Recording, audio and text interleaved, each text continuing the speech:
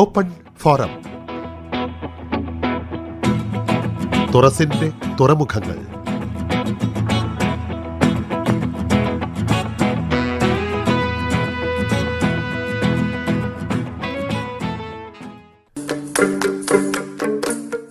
ഒരു തെരുവിന്റെ കഥ.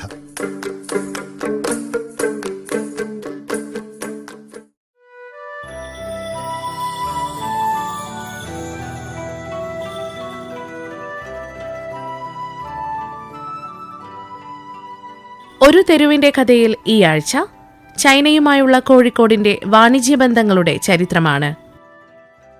14-ാം നൂറ്റാണ്ടിൽ കപ്പൽ മാർഗം കോഴിക്കോടെത്തിയ ചൈനീസ് സഞ്ചാരികളുടെ യാത്രാവിവരണങ്ങളാണ് ഈ ബന്ധത്തെക്കുറിച്ചറിയാൻ പ്രധാനമായും ആശ്രയിച്ചിരിക്കുന്നത്. നമ്മളോട് സംസാരിക്കുന്നത് കോഴിക്കോട് മലബാർ ക്രിസ്ത്യൻ കോളേജിലെ ചരിത്ര ഗവേഷണ വിഭാഗം മേധാവിയായ ഡോക്ടർ ഷിനോയ് ജസിന്താണ്. അദ്ദേഹത്തിന്റെ വിവരണം കേൾക്കാം.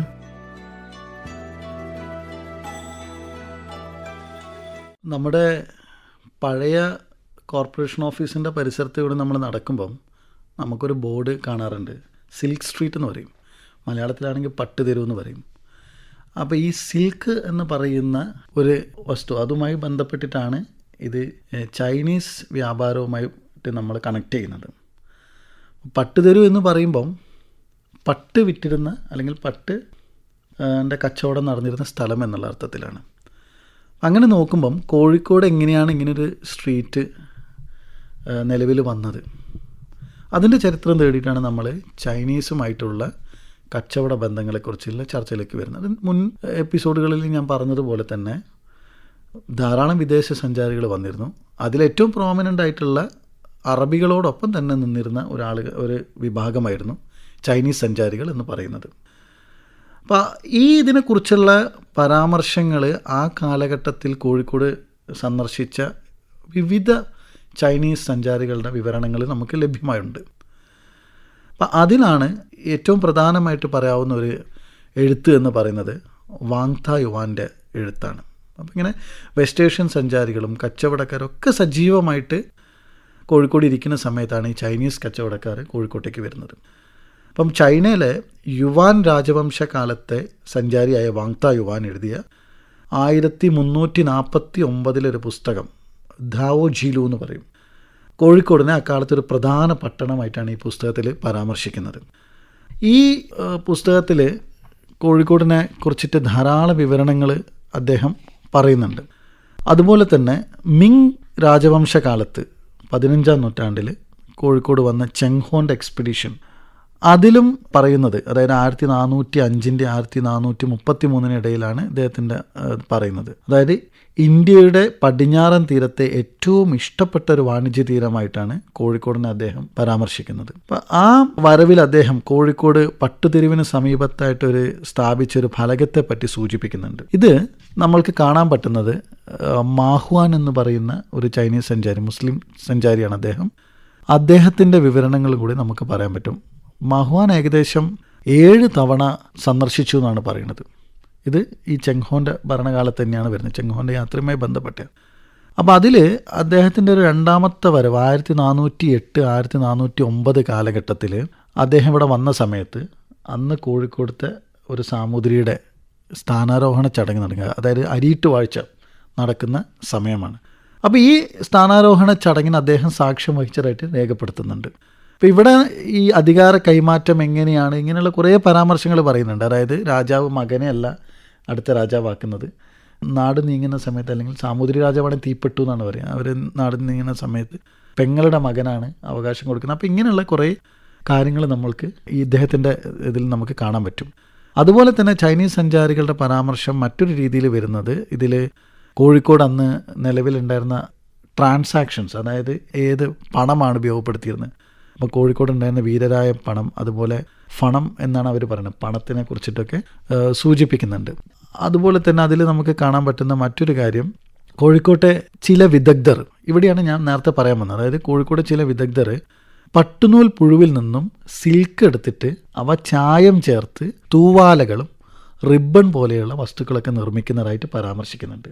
അപ്പം ചൈനയിൽ നിന്ന് നേരിട്ട് ഈ സാധനങ്ങൾ വിൽക്കുന്നതോടൊപ്പം, അതായത് ഒരു ഫിനിഷ്ഡ് പ്രോഡക്റ്റ് വിൽക്കുന്നതോടൊപ്പം തന്നെ ആ ടെക്നിക്ക് ഇവിടെയുള്ള ഇത്തരത്തിലുള്ള വിദഗ്ധർ പഠിച്ചിട്ടുണ്ട്. കരകൗശലം ഇതൊക്കെ ചെയ്യുന്ന ആൾക്കാരായിരിക്കാം ഒരു പക്ഷേ. അപ്പോൾ പട്ടുനൂൽ തെരുവ്, പട്ടുശാല തെരുവ്, പട്ടുതെരുവ് ഇങ്ങനെയൊക്കെ കോഴിക്കോട് സ്ഥലമുള്ളതായിട്ട് പരാമർശിക്കുന്ന സമയത്ത് നമ്മൾ മനസ്സിലാക്കേണ്ടത് ചൈനീസ് പ്രോഡക്ട്സ് ഇവിടെ വിറ്റു എന്നുള്ളത് മാത്രമല്ല, ഇത്തരത്തിലുള്ള തൂവാല, നമ്മൾ പട്ടുതൂവാല എന്ന് പറയും അല്ലേ, അന്നത്തെ കാലത്ത് പാട്ടുകളിലൊക്കെ നമ്മൾ സ്ഥിരമായിട്ട് കേൾക്കുന്ന ഒരു പ്രയോഗമാണ് പട്ടു തൂവാല കൊടുക്കുക എന്നുള്ളത്. ഭയങ്കര എക്സ്പെൻസീവാണത്. അപ്പോൾ അത് നിർമ്മിക്കുന്ന ഒരു പ്രക്രിയയും കൂടെ ഇവിടെ ഉണ്ടായിരുന്നു.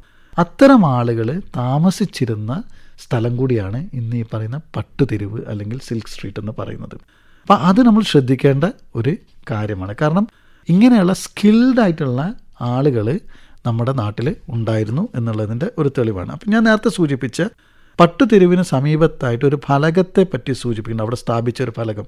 ആ ഫലകത്തിൽ ഇങ്ങനെയാണ് എഴുതിയിട്ടുള്ളത്, ഈ രാജ്യം എന്ന് പറയുന്നത് കോഴിക്കോടിനാണ് അവിടെ. ചൈനയിൽ നിന്നും ഏകദേശം 1000 ലീ അകലത്തിലാണ്. ലീ എന്ന് പറയുന്നത് ഒരു ഡിസ്റ്റൻസാണ്, കിലോമീറ്ററൊക്കെ പോലുള്ള ഡിസ്റ്റൻസിലാണ് പറയുന്നത്. അതുപോലെ അത് തുടർന്ന് എങ്ങനെയാണ്, ഇവിടുത്തെ ജനങ്ങളും വസ്തുക്കളും ഏതാണ്ട് നമ്മളോട് സാദൃശ്യമുണ്ടെന്നും പല സംസ്കാരങ്ങൾ ഒരുമിച്ച് ചേർന്നിരിക്കുന്നു എന്നും അതിൽ പറയുന്നുണ്ട്.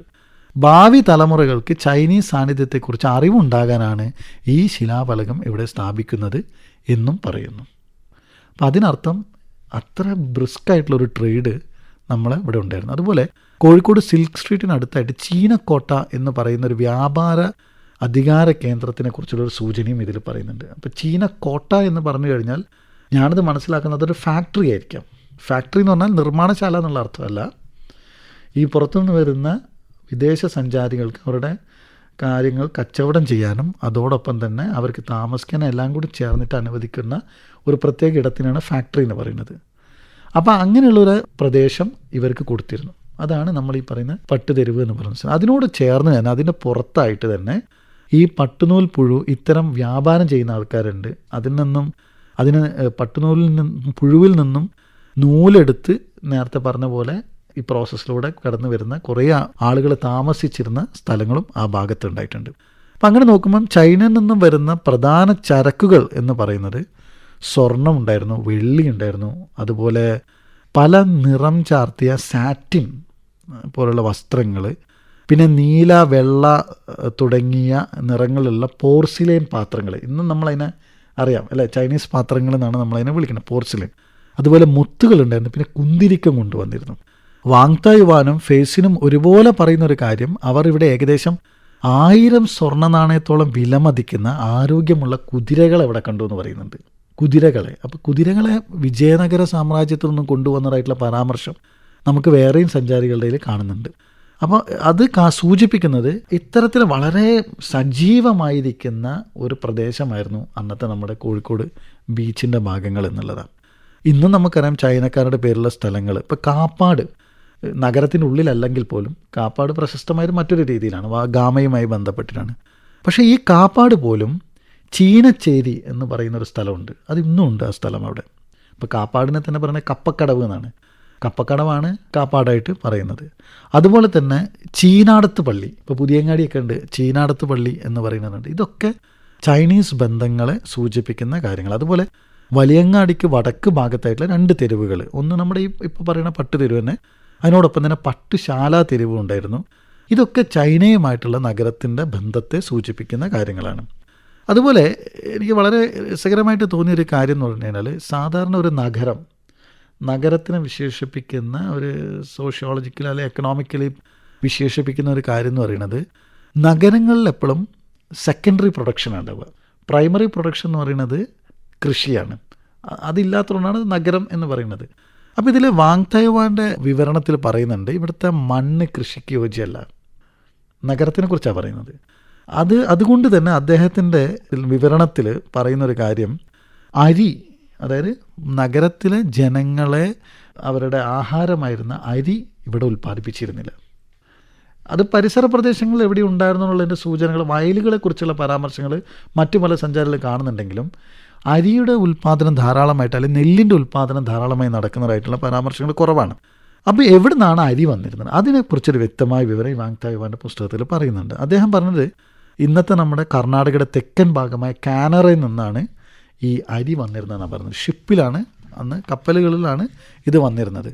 കാരണം ഒരു സാമുദ്രിക്ക് ഇതുപോലെ പിന്നീടുള്ള കാലത്ത്, അതായത് യൂറോപ്യൻ ആഗമനത്തിന് ശേഷം പോർച്ചുഗീസുകാരുമായിട്ടുള്ള പ്രശ്നങ്ങൾ നിലനിൽക്കുന്ന സമയത്ത് അന്നത്തെ സാമൂതിരിക്ക് കുറേ കാലം ബുദ്ധിമുട്ടുണ്ടാക്കിയ ഒരു സംഭവം എന്ന് പറഞ്ഞു കഴിഞ്ഞാൽ, ഈ കർണാടകയുടെ ഈ തെക്കൻ ഭാഗത്തുനിന്നും അതുപോലെ തന്നെ മറ്റ് സ്ഥലങ്ങളിൽ നിന്നൊക്കെ വന്നുകൊണ്ടിരുന്ന കപ്പലുകൾക്ക് ഈ പോർച്ചുഗീസുകാർ കടലിൽ തന്നെ ഉപരോധം ഏർപ്പെടുത്തുന്നുണ്ട്. അപ്പോൾ നഗരം പട്ടിണിയിലേക്ക് പോകുമെന്ന് പറയുന്നൊരു സൂചന പോർച്ചുഗീസ് റെക്കോർഡ്സിൽ നമുക്ക് കാണാൻ പറ്റും. അതുപോലത്തെ ഒരു പരാമർശം ഈ വാങ്താ യുവാൻ്റെ പുസ്തകത്തിലും പറയുന്നത്. അതായത് ഒരു സാമുദ്രിക്ക് പോർച്ചുഗീസുകാരുടെ മുമ്പിൽ അടിപതറിയത് കാനറിൽ നിന്നും കോഴിക്കോട്ടേക്ക് അരി കയറ്റി വന്ന 50ഓളം ചെറിയ കപ്പലുകൾ പറങ്കികൾ പിടിച്ചെടുത്തപ്പോഴാണെന്ന് പറയുന്നത്. അതുപോലെ തന്നെ ഇവർ കോഴിക്കോടിന് അതിൽ പറയുന്നൊരു പേര് കുലിഫോ എന്നാണ്. കുലിഫോ. ഇപ്പോൾ കുലിഫോനെ ചൈനക്കാരിങ്ങനെ പറയുന്നുണ്ടെങ്കിലും ഹരിപ്രസാദ് റേ അതുപോലെ വേറെയും ചില ഈ ചൈനീസ് സ്റ്റഡീസിൽ എക്സ്പേർട്ടായിട്ടുള്ള സ്കോളേഴ്സ് പറയുന്നുണ്ട്. ഇപ്പോൾ പ്രൊഫസർ CJ സു എന്നൊക്കെ പറയുന്ന സ്കോളേഴ്സ് പറയുന്നത് കുലിഫോ എന്ന് പറയുന്നതിന് സിംഹളീസ് ഭാഷയിൽ ബനാന അല്ലെങ്കിൽ നമ്മുടെ വാഴപ്പഴം എന്നുള്ളൊരു അർത്ഥമുണ്ട്. അപ്പോൾ ഇവിടെ ധാരാളമായിട്ട് പഴം ഉൽപ്പാദിപ്പിച്ചിരുന്നു എന്നും പറയുന്നുണ്ട്. അതായത് വാഴക്കൃഷിയെ കുറിച്ചിട്ട് പറയുന്നുണ്ട്. അത് നഗരത്തിന് പുറത്തായിരിക്കാം ഒരു പക്ഷേ. അപ്പോൾ അങ്ങനെ കുലിഫോ എന്നുള്ളൊരു വിളിപ്പേര് നമ്മൾക്ക് ചൈനക്കാർ കോഴിക്കോടിനെ അഭിസംബോധന ചെയ്തിരുന്നതായിട്ട് നമുക്ക് പറയാൻ പറ്റും. പിന്നെ നമ്മൾക്ക് കൂടുതലായിട്ടും ചൈനീസ് ഇതിനെക്കുറിച്ചിട്ട് പറയുന്ന കാര്യങ്ങൾ ഒരുപാട് വിവരണങ്ങളുണ്ട്. പക്ഷേ ഇതിൽ നിർഭാഗ്യവശാൽ നമ്മുടെ പട്ടുശാല തെരുവിൽ വെച്ചു എന്ന് പറയുന്ന ആ ഫലകം ഇന്ന് വരെ കണ്ടെടുക്കാനായിട്ടില്ല. പല ശ്രമങ്ങളും ഉണ്ടായിരുന്നു, ഒരുപാട് ആളുകൾ ശ്രമിച്ചിരുന്നു, പക്ഷേ ഇന്ന് വരെ അത് കണ്ടെത്താൻ കഴിഞ്ഞില്ല. ഒരുപക്ഷെ അത് കണ്ടെത്തിയിട്ടുണ്ടെങ്കിൽ ഒരുപാട് ചൈനയുമായിട്ടുള്ള കോഴിക്കോടിൻ്റെ ബന്ധം, മലബാറിൻ്റെ ബന്ധം, കേരളത്തിൻ്റെ ബന്ധത്തിനെക്കുറിച്ചൊക്കെ കൂടുതൽ വിവരണങ്ങൾ നമുക്ക് ലഭിക്കും എന്നാണ് ഞാൻ മനസ്സിലാക്കുന്നത്. ആ ഒരു പ്രതീക്ഷയാണ് ഇപ്പോഴും നിലനിൽക്കുന്നത്. എന്തായാലും കോഴിക്കോടിൻ്റെ തുറമുഖ നഗരം എന്നുള്ളൊരു പദവി വരുന്നതിലേക്ക് ഈ ചൈനീസ് സഞ്ചാരികളുടെ വരവും അവരുടെ ചരക്കുകളും വലിയൊരു പങ്ക് വഹിച്ചിരുന്നു എന്നുള്ളത് നമ്മൾ ഈ സമയം മനസ്സിലാക്കേണ്ടത്.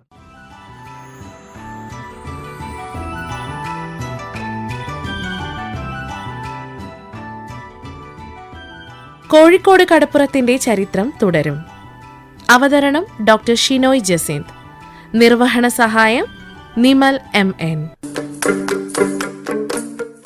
ഒരു തെരുവിന്റെ കഥ.